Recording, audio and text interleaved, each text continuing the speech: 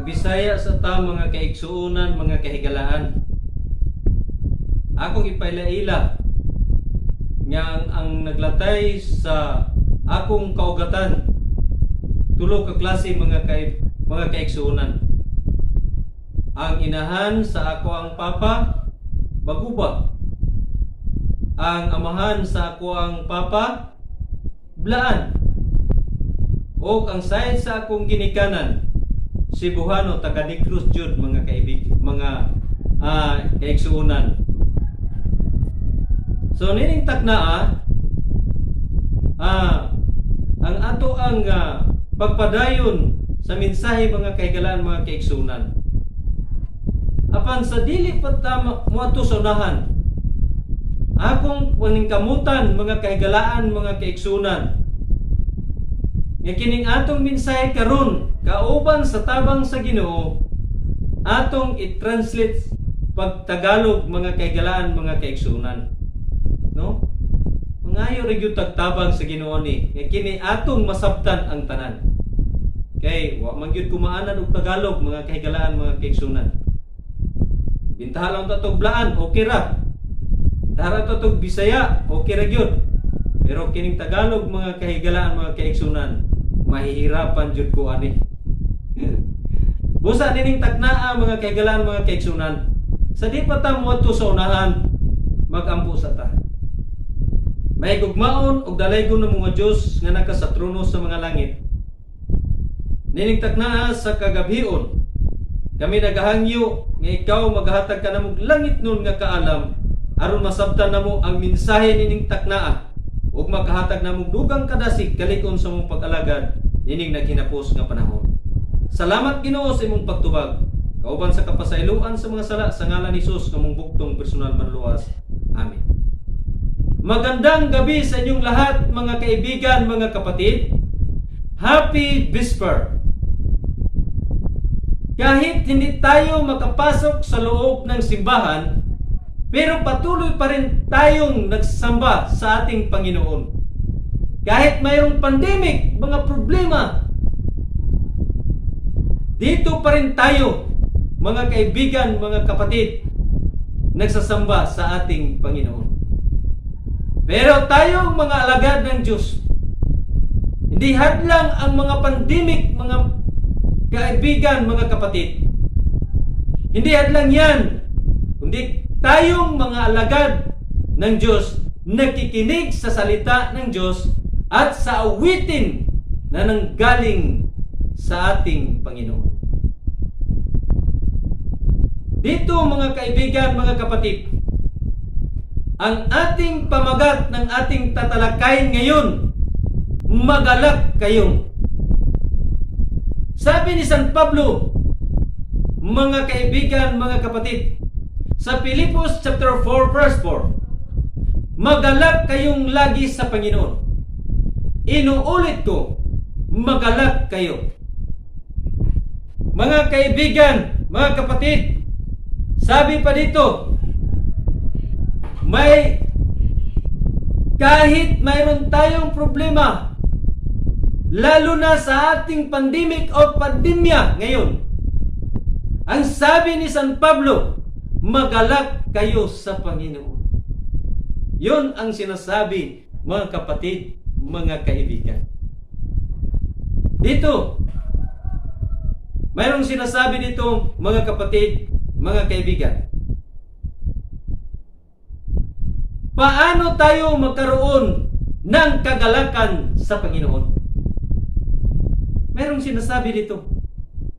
Paano tayo magkaroon ng kagalakan sa Panginoon? May 5 pamamaraan na magkaroon tayo ng kagalakan sa ating Panginoon. Isa-isahin natin upang malaman natin kung ano ito. Mga kaibigan, mga kapatid, binigyan tayo ng Panginoon ng 24 hours at binigyan tayo ng 7 days. At yung 7 days, mga kapatid, tayong lahat sinasamba natin ang ating Panginoon. Mga kapatid, mga kaibigan, mayroong sinasabi dito, pwede bang magalit na masaya? Ano kaya ang larawan ng tao na magalit na masaya, lalo na ngayon sa pandemic? No? Mga kapatid, mga kaibigan, ating tatalakayin ang 5 pamamaraan na magkaroon tayo ng kagalakan sa ating Panginoon. Isa-isahin natin to, mga kaibigan, mga kapatid. Una, iiwasan ng iyong puso ang magalit. Wow, ang ganda. Sabi niya dito, iiwasan ng iyong puso ang magalit. Sabi ni San Pablo, mga kaibigan, mga kapatid, sa Ephesians chapter 4 verse 26, sinasabi niya dito, kung magagalit, iwasan ninyo ang kayo'y magkasala. Huwag ninyong hayaang lumubog ang araw na galit pa rin kayo. Wow, ang ganda ng pagkakasalita ni San Pablo dito, mga kaibigan, mga kapatid.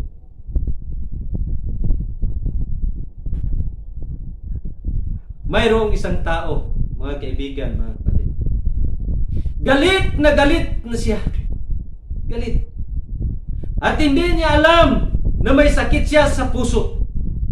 Kaya inatake siya sa puso dahilan ng kanyang pagkamatay. Mga kaibigan, mga kapatid, sinasabi ni San Pablo sa atin, iwasan ng iyong puso ang magalit. Kung magagalit, iwasan ninyong kayo'y magkasala. Bakit, mga kaibigan, mga kapatid? Yung isang tao, hindi niya alam na galit siya. Iwan ko. Yung puso niya, mga kaibigan, mga kapatid, hindi niya alam na mayroon siyang sakit at siya ay namatay. Mga kaibigan, mga kapatid, sinasabi diyan ni San Pablo.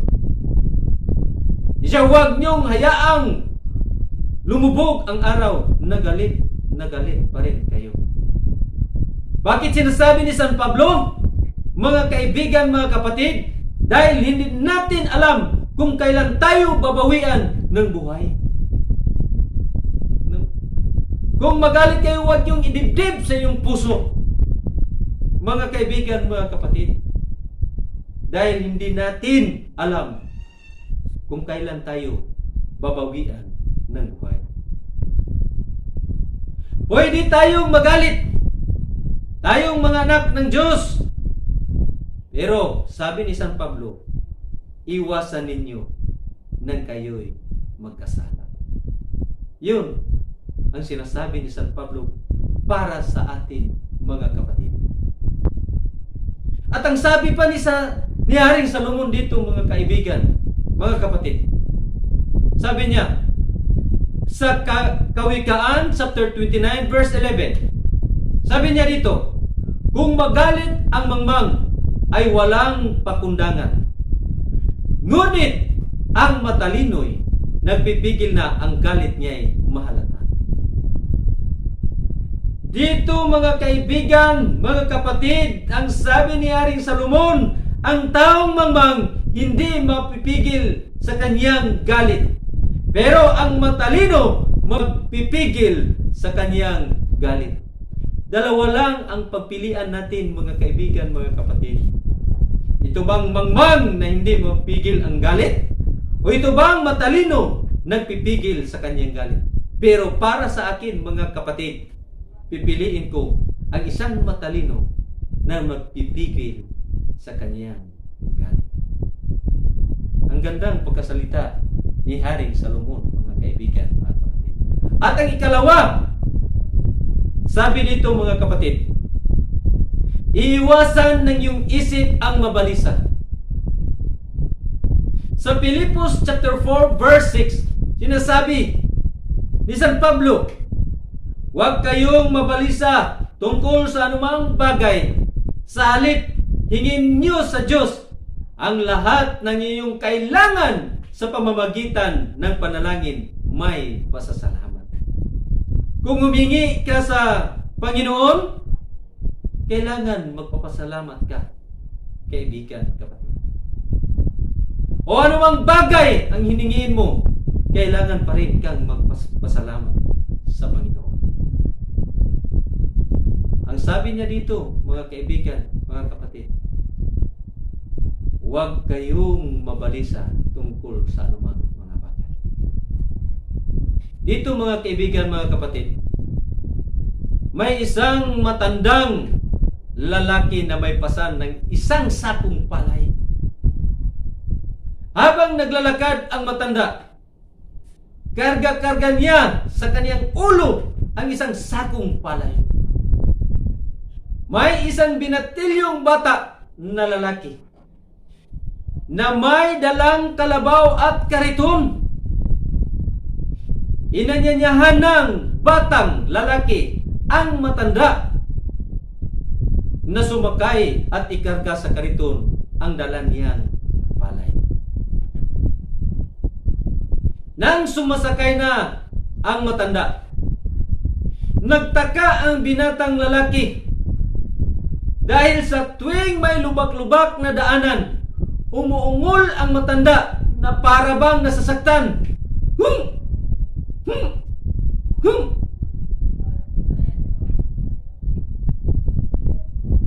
Nagpatuloy ang batang lalaki sa pagmamaniho ng kalabaw at ganon pa rin umungol ang matandang lalaki. Sa tuwing may daanan na lubak-lubak, ang matanda umuungol pa rin, mga kaibigan, mga kapatid. Ang binatilyong lalaki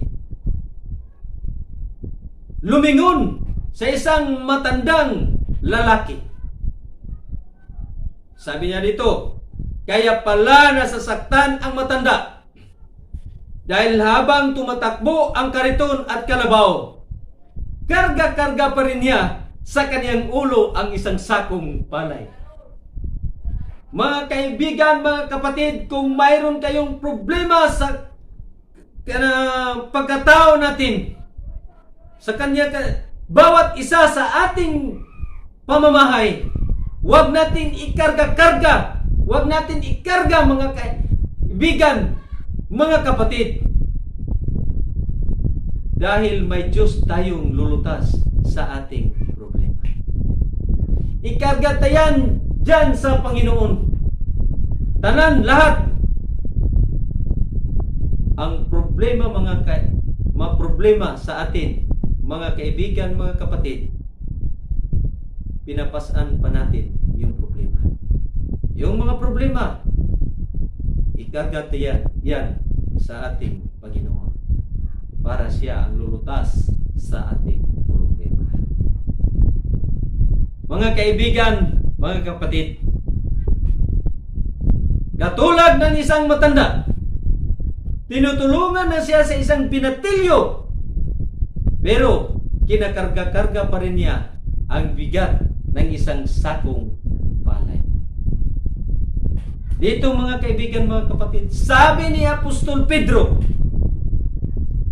1 Peter chapter 5 verse 7, sabi niya dito, ipagkatiwala ninyo sa Kanya ang inyong mga alalahanin sa buhay, sapagkat siya ay nagmamalasakit sa inyo.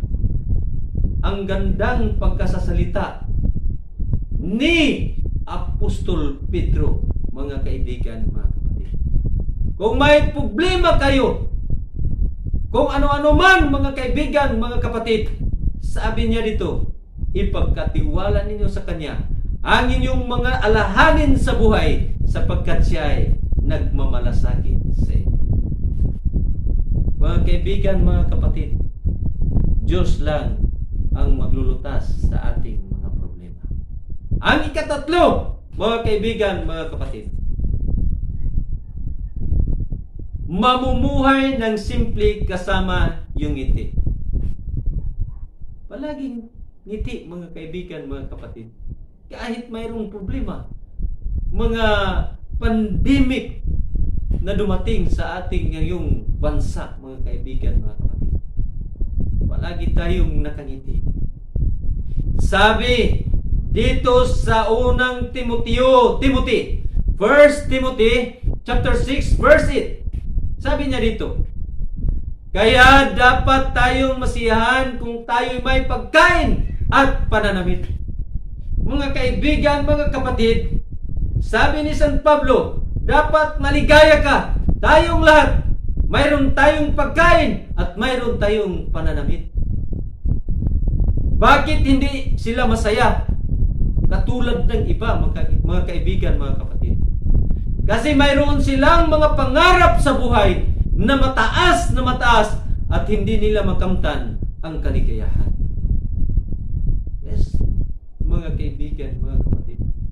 Mayroon silang mga pangarap na mataas. Hindi niyo makamtan ang kagalakan sa ating buhay, mga kaibigan, mga kapatid. Mayroon akong nakilala na matanda na. Wala na siyang ngipin. Isang umaga, pagising ko, nakita ko ang isang matanda, nakangiti at tumatawa kahit wala na siyang ngipin. Nilapitan ko at tinanong ko, bakit palagi kayong masaya araw-araw, Nay? Ang sagot ng matanda, mayroon tayong pagpipilian araw-araw. Pwede tayong masaya o malungkot. Pero para sa akin, pipiliin ko ang maging masaya araw-araw. Kaya yung nakita na palagi akong nakangiti at masaya. Mga kaibigan, mga kapatid, ang isang matanda, pinipili niya na masaya araw-araw, mga kaibigan, mga kapatid. Dito, para sa akin, para tayong lahat na masaya, pipiliin natin, mga kaibigan, ang palaging masaya araw-araw. Hindi natin pipiliin yung malungkot. Hindi natin makamtan ang kagalakan sa buhay kung pipiliin natin ang kalungkutan araw-araw, mga kaibigan, mga kapatid. Yung matanda, sinasabi niya, pipiliin ko ang maging masaya araw-araw. Kaya iyong nakita na palagi ako nakangiti at masaya. At dito, mga kaibigan, mga kapatid, sabi pa ni San Pablo sa Filipos chapter 4 verse 12, alam ko kung paanong maghikahos. Alam ko rin kung paano managana. Natutunan ko na ang sikreto kung paano masiyahan sa anumang kalagayan sa buhay. O ang mabusog o ang magutom, ang managana o ang maghirap. Mga kaibigan, mga kapatid, sinasabi ni San Pablo para sa inyo, para sa ating lahat. Nagsabi niya dito, kahit mahirap ka, kahit o managana ka, kahit mabusog ka o magutom ka, ang sikreto, mga kaibigan, mga kapatid, masiyahan ka kung anumang kalagayan sa inyong buhay. Para magkaroon tayo ng kagalakan sa ating buhay, pati na sa ating Panginoon. Dito, mga kaibigan, mga kapatid, ang ganda ng pagkakasalita ni San Pablo para sa atin. Si San Pablo nakakaranas ng lahat, mga kaibigan, mga kapatid. No? At dito naman sa ikapat, hindi mag-iisip ng mataas. Sabi dito, mga kaibigan, mga kapatid, hindi mag-iisip ng mataas. Kung mag-iisip tayo ng mataas, mga kaibigan, mga kapatid, posible hindi natin makamtan ang kagalakan sa ating Panginoon.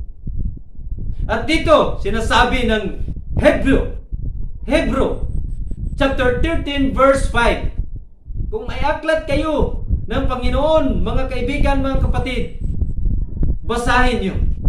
Sabi niya dito, huwag kayong magmukhang pera at masiyahan na kayo sa anumang nasa inyo, sapagkat sinasabi ng Diyos, hindi kita iiwan ni pababayaan man. Sinasabi ng Diyos sa atin, mga kaibigan, mga kapatid, yung sinasabi niya sa una, huwag kayong magmukhang pera. Kala niyo, mga kaibigan, mga kapatid, kung ang tao yung mukhang pera ang sinasabi ng ating Panginoon. Kahit saan tayo, basta magkapera lang tayo, kahit hindi na tayo magkasamba ng Biyernes ng gabi, ng Miyerkules ng gabi, basta magkapera lang tayo, okay na yun. Pero sinasabi ng ating Panginoon, mga kaibigan, mga kapatid, sa Hebrew chapter 13 verse 5, ang sabi niya dito, huwag kayong magmumukhang pera. Bakit sinasabi yan, mga kaibigan, mga kapatid? Gusto niya ang tao magkasamba ng Miyerkules ng gabi at Biyernes ng gabi. Mga kaibigan, mga kapatid. Ang ipangalawa, kung ano ang mayroon tayo ngayon, dapat makontento tayo. Mayroong mga tao, mga kaibigan, mga kapatid, hindi makontento sa kanilang pamamamahay. Pero dito, mga kaibigan, mga kapatid, sinasabi ng ating Panginoon, kung ano tayo ngayon, makontento tayo. Kung hindi tayo makontento, mga kaibigan, mga kapatid, hindi natin makamtan ang kasiyahan ng ating buhay. Hindi natin makamtan ang kagalakan sa ating buhay. Dito, mga kaibigan, mga kapatid, kahit wala na kaming mga bigas, isa kaming mga misyonary, pero mayroong tao na ginagamit ng ating Panginoon na makabigas kami at makapag-aral kami sa aming mga anak, mga kaibigan, mga kapatid. Yun. Pero sinasabi niya, makontento lang kayo. Huwag kayong mamumukhang pera. At ang ipangatlo, mga kaibigan, mga kapatid, ang pangako ng Diyos para sa atin, lahat, mga kaibigan, mga kapatid, hindi ko kayo iiwan ni pababayaan. Ang gandang pagkakasalita ng ating Panginoon dito, mga kaibigan, lalo na sa kanyang mga pangako. No? Dito, mga kaibigan, ating balikan, mga kaibigan, mga kapatid, baka makalimutan nyo.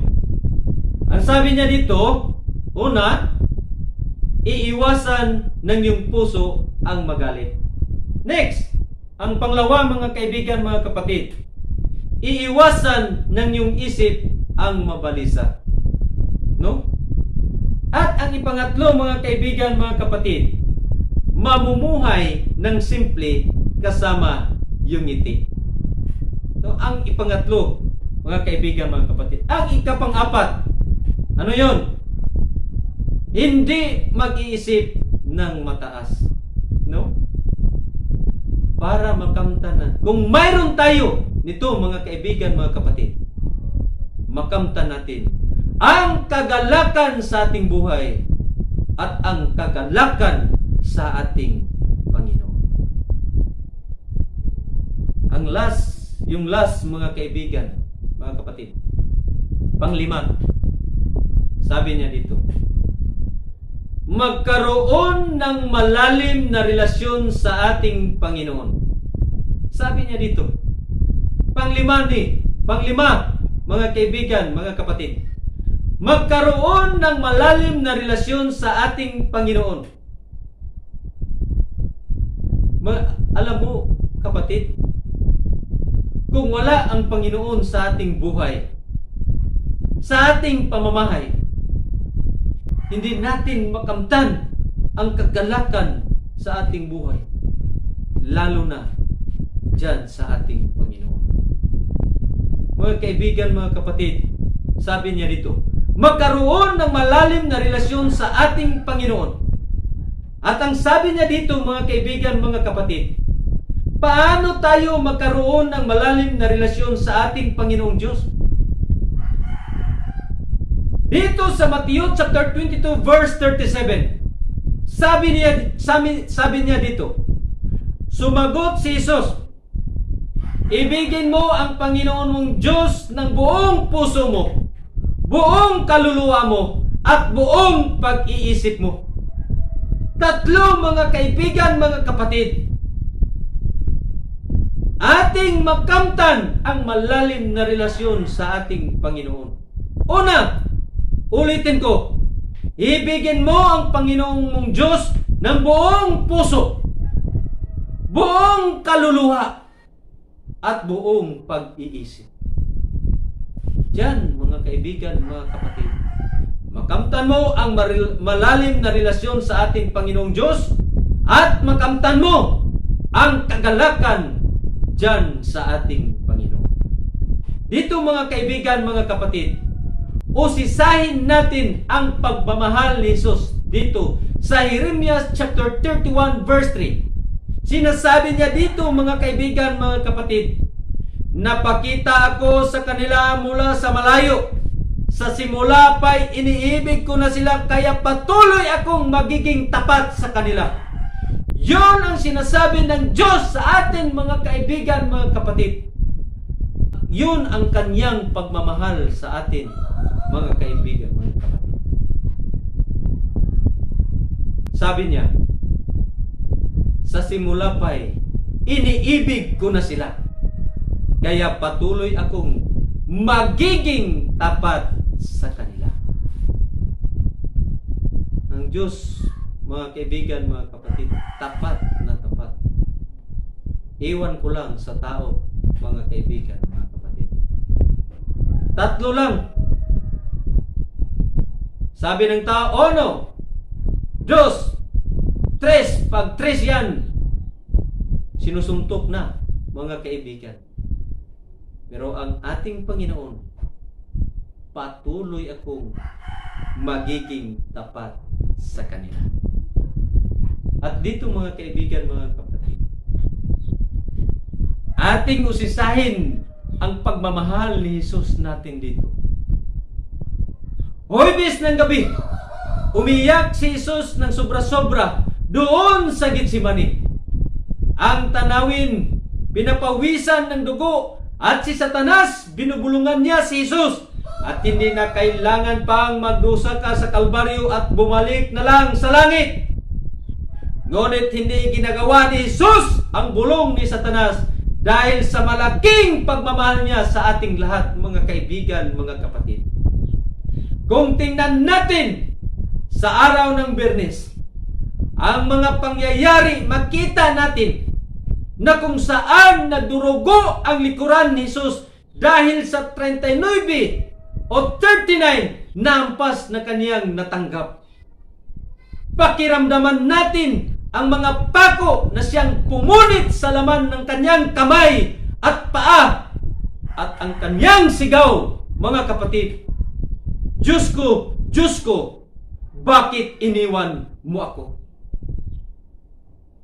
Dahil sa malaking pagmamahal niya sa ating lahat, mga kaibigan, mga kapatid, mayroon pa bang masigit pang pagmamahal tulad nito, mga kapatid? Bago ito matapos, mayroon akong kwento. May mag-asawang gustong magkaroon ng anak, ngunit sa haba ng kanilang pagsasama, hindi pa rin sila nakabuo ng anak. Gumawa sila ng paraan, pumunta sila sa isang dulubhasang mangilot at ganon pa rin walang nangyari. Pumunta sila sa doktor at niresitahan sila, ngunit makalipas ang ilang buwan, wala pa rin nangyari, mga kaibigan, mga kapatid. Sinubukan nilang magdasal sa Panginoong Diyos. Paulit-ulit nilang humingi sa kanilang dasal na magkaroon sila ng anak, hanggang hindi na dinatdan ng dalaw ang kanyang asawa. At ito'y nagdadalang tao na pala. Importante, mga kaibigan, mga kapatid, magdarasal tayo kung ano ang kailangan natin sa ating buhay. Dito, mga kapatid, laking tuwa at pasasalamat nila sa Panginoon. Tuwang-tuwa ang lalaki, mga kaibigan, mga kapatid, dahil may anak na siya. Ilang buwan ang nakalipas, manganganak na ang kaniyang asawa. Sobrang tuwa ng lalaki at dinala niya sa ospital ang kaniyang asawa. Pagdating sa ospital, ipinasok ang kaniyang asawa sa isang kwarto ng panganakan. Gusto siyang sumama sa loob, ngunit sinasabihan siya na hindi pwede dito. Kailan? Hindi pwede dito. Hindi pwede dito. Ka lang maghintay.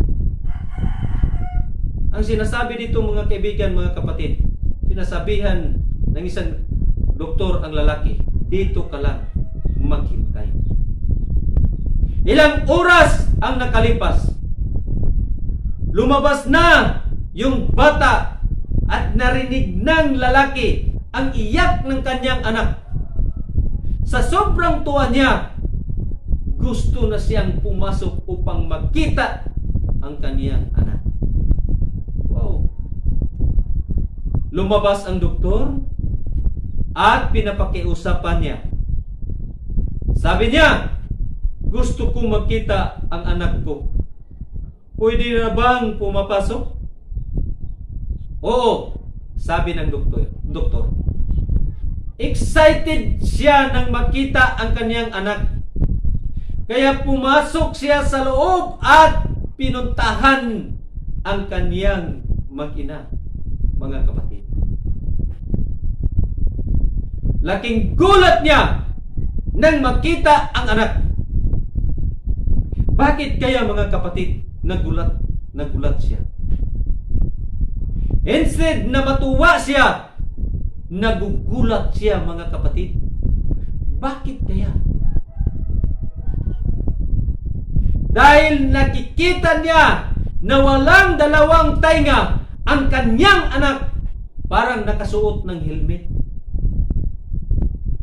Napaisip siya, akin ba talaga tong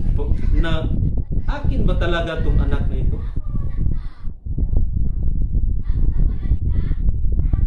Nagdadalawang isip ang isang lalaki, mga kapatid.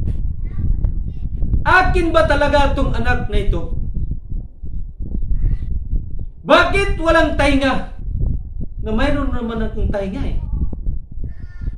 Subalit sinasabi niya, kahit walang tainga, anak ko pa rin ito. Mamahalin ko ito. Pagkalipas ng 3 araw, lumalabas na sila sa ospital. Dala-dala ang kanilang anak patungo sa kanilang bahay. Inaruga ng mag-asawa ang kanilang pinakamamahal ng anak. Kinakantahan niya diyan sa duyan, akin ba to o hindi? Akin ba to o hindi? Mga kaibigan, ang kaniyang asawa na lalaki, sabi niya, akin ba to o hindi? Dahil walang tainga, mga kaibigan, mga kapatid. Pero sabi niya, inaruga niya, mamahalin ko to dahil anak ko to. Dito, mga kapatid,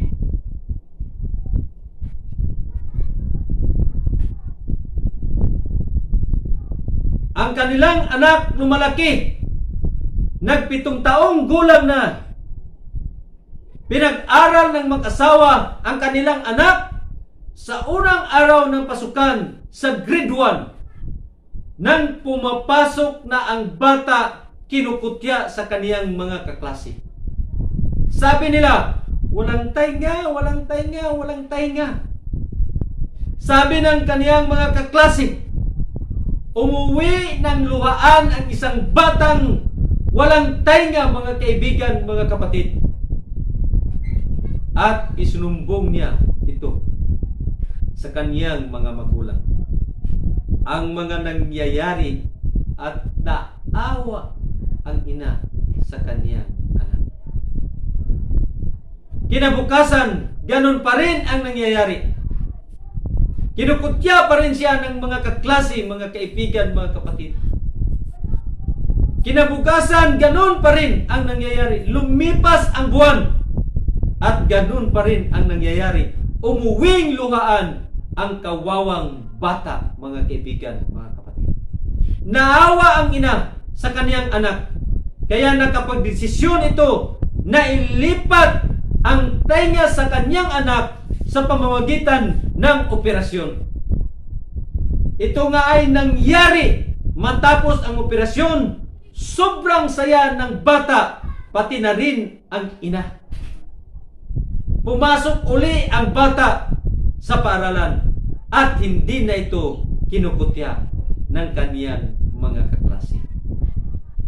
Grabe, mga kaibigan, mga kapatid. Masaya ang ina sa kanyang nakita sa iyang anak na masayang masaya. Yun ang ina, mga kaibigan, mga kapatid. Lumipas ang 3 buwan. Namatay ang ina dahil sa infection. Putulin natin ng istorya. Si Jesus hindi lang ulo ang kanyang ibinigay. Hindi lang ang tainga ang kanyang ibinigay niya sa atin, mga kaibigan, mga kapatid. Hindi lang paa ang ibinigay niya sa atin para sa lahat, kundi ang kanyang buong katawan dahil sa pagmamahal niya sa atin upang tayong lahat magkaroon ng malalim ng pagmamahal sa ating Diyos. Upang tayo'y magkaroon ng malalim na relasyon sa iba at higit sa lahat sa ating Panginoon upang tayo'y magkaroon ng kagalakan. Happy Vesper and God bless, mga kapatid.